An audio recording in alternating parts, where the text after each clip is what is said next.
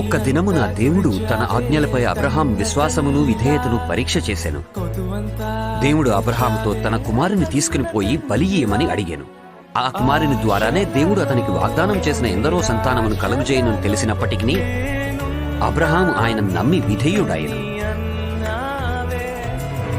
కావున దేవునికి బలి అర్పణగా తన కుమారుణ్ణి చంపుటకు అతడు సిద్ధపడెను.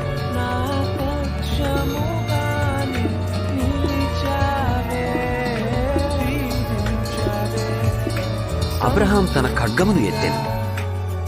కాని దేవుడు, అబ్రహామా, ఆ బాలునికి హాని చేయవద్దు, నీవు నాకు భయపడదువని నాకు విధేయుడవని నేనెరుగుదును.